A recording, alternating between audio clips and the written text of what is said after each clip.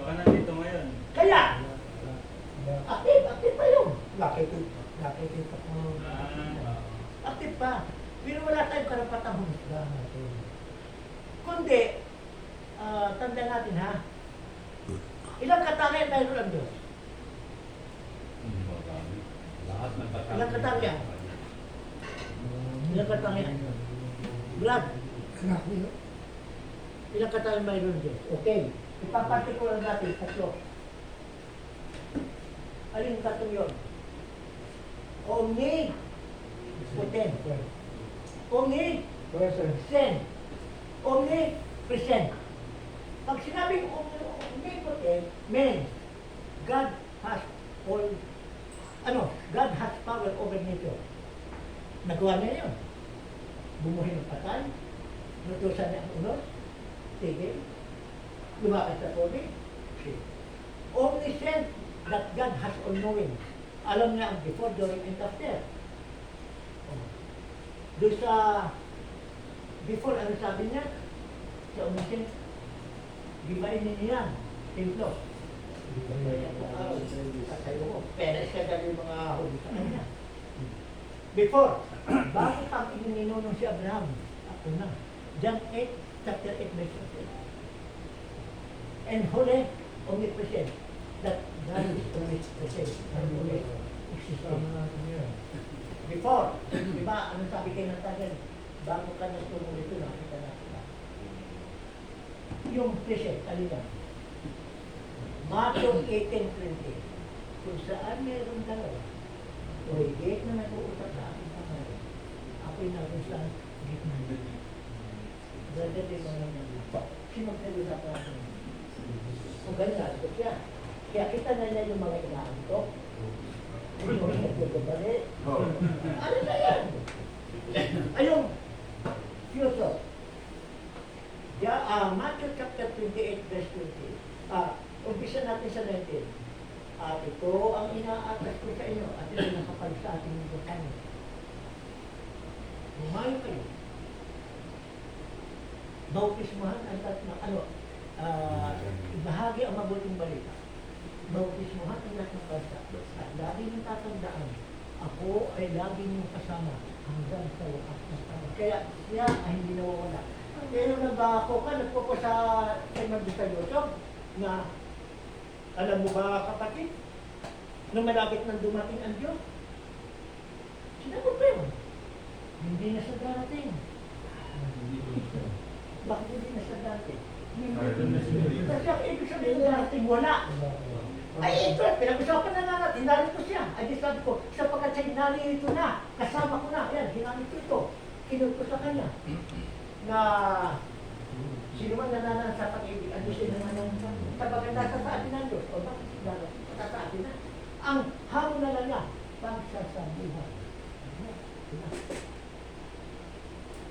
Okay, mga kapatid ko doon. Ako pag nag-upis ang salita, wala nang katapusan. Eh, si pare, pa niya panalamin, matapos ko sa okay. May mga pagkakataon pa naman eh. Brothers, I love you all. O, pare, it's your turn. Makikita mo na, Brother Ronnie. At least, maubusan siya pagka pare, ang mahalaga, Brother Dex, Brother Rafi, tayo ay gala. Pag sinabi isla, hindi ko naman. At talagang palitan ang mahigang siya. Special lang tayo, hindi dahil masarap. Kundi at that point of time. Hindi, ito nga, ito ang hamon sa atin. Information, diba? Halimbawa, ito experience mo, ito brother and check experience mo. Nag-tour ka na sa Singapore, ano? Okay. Ito ka na sa Pohodon. Pag tayo umalis ng bahay at nakaputi, lumabas tayo, nasa labas, uwi tayo ng hapon, anong possibility na mapapasin natin sa ating damit? Lalo na sa Poland. Dahil sa pollution of the ito ang experience ko. Ang uwi ko, walang dumibili. Bakit? Kasi bago kami walis, ako na dito. Namaster kami. Ito ba sa Malinis na ang Singapore? Hindi masabi natin din. Pero din tayo. Hindi natin maiwasan na hindi magkakasama. So, tingnan ko nga. Ako ang malayo dito sa atin. Sino ang isa pang malayo dito?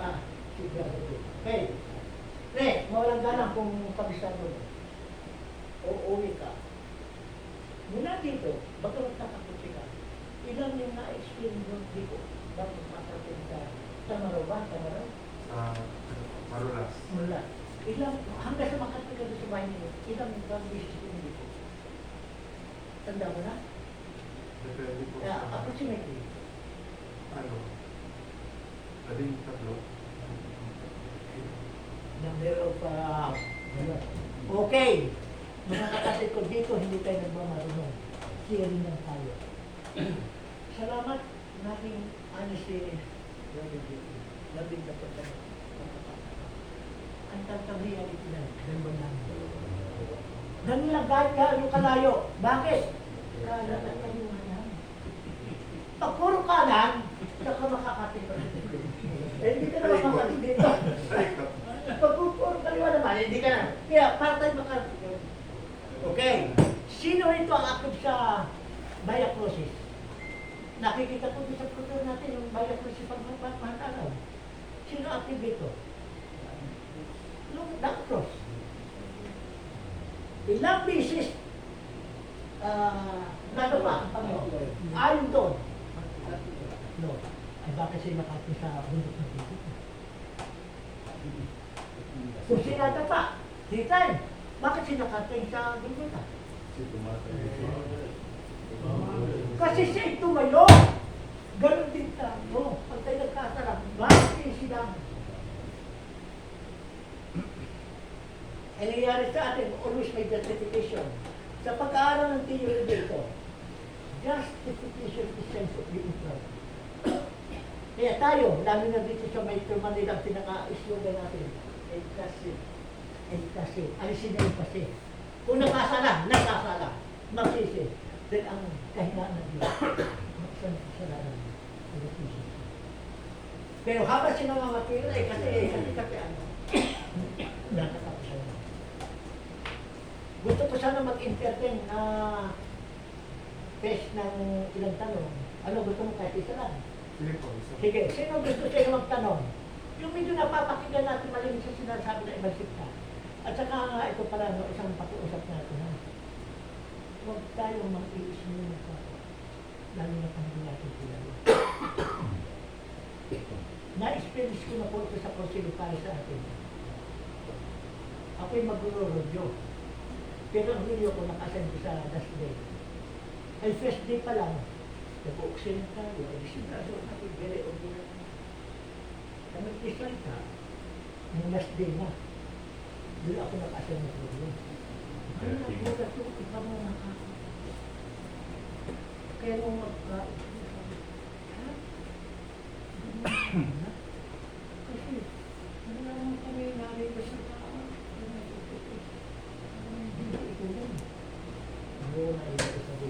Huwag natin isasay sa karakteristik na nila ng mga ito. Lahat tayo mahal ng Diyos. Yan na lagi natin tatanong. Ang Diyos ay walang itinagamit sapagkat bago tayo magtapos tayo ha. Ito kung ito naman. Nabasahin ko na para mabilis. Sa 1 John chapter 4 verses 7 to 8 ang sabi ng determination doon ay mga minamahal, mag-ibigan tayo sa plat mula sa Diyos ang pag-ibig, ang pag-umiibig ay anak ng Diyos at kumikilala sa Diyos. Ang hindi umiibig ay hindi kumikilala sa Diyos sa plat ang Diyos ay pag-ibig. That God is love. Love is God. Ngayon, para maunawa natin, ano ang pag-ibig? Yan. At titignan po naman natin dito ay yung epistula ni San Pablo. 1 Corinthians chapter 13 verses 47. Ang sabi ni San Pablo ito, ang pag-ibig, o kaya yung nasabi ka, brother, ang pag-ibig ay matyaga at magandang loob. Hindi na nanaghili, nagmamakuri o nagmamataas. Hindi magaspang ang pag-ugali, hindi makasarili, hindi magkagantin o mapagtamin sa kapwa. Hindi nito kinatutuwa ang gawang masama, ngunit ikinagagalat ang katotohanan. tulong ng pag-asa at nagtitira hanggang lupas. Yun ang pag-ibig. Kaya dapat sa taong umiibig, yun ang spiritual values niya. And then, paano naman mapapa sa atin ang pag-ibig? Rather than meron ka bang public idea kung paano natin nakuha ng pag-ibig? Yung manahan sa atin? Hindi na sa atin. Kaya bang manahan sa atin ang pag-ibig? Yes! In what way? Anong paraan? Okay, ito po. Ayon sa tuloy ni San Pablo, Galatians chapter 5 verses 22 and 23, ang sabi niya, subalit ang bunga ng Espiritu, ang Espiritu nito pare ay capital letter, ibig sabihin, stands for Holy Spirit, ay pag-ibig, number 1 na doon, yung spiritual values niyo, kagalakan, joy, kapayapaan, peace, katagaan, perseverance, kabaitan, goodness, kabutihan, kindness, katapatan, faithfulness, kahinahunan, gentleness, at pagtitigil sa sarili.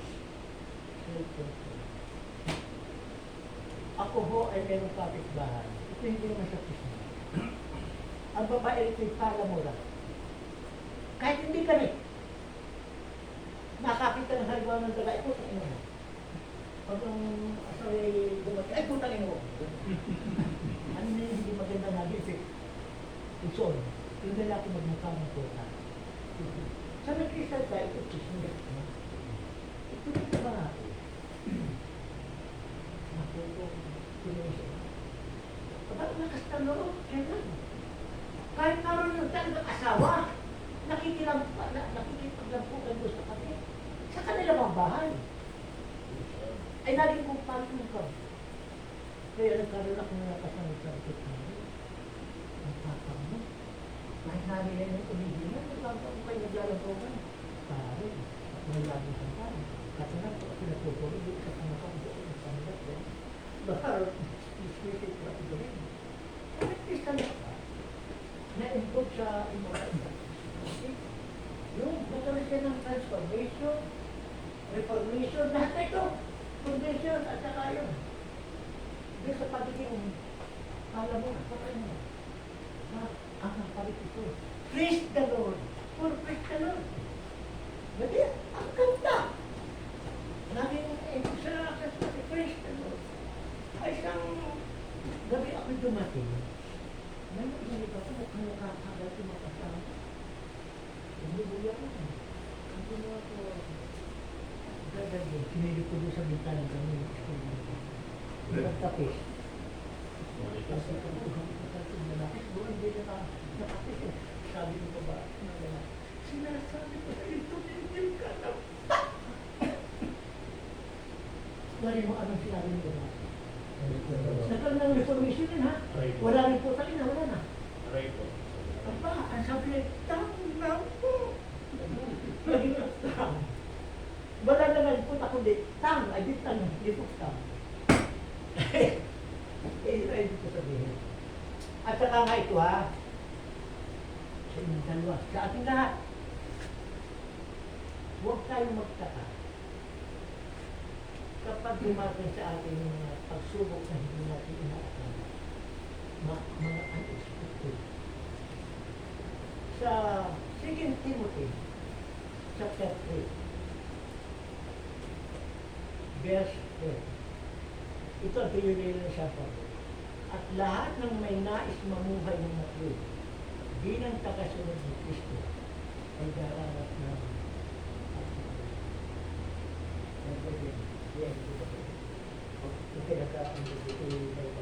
hindi nila sa problema. Kayo, wala kang problema. Huwag na kayo tumuloy. Baliwala si Duarte. Tama ba, Brother Tony? Na ikaw may problema? Brother Paul? Sa mag-anak? Ikaw, naa. Brother!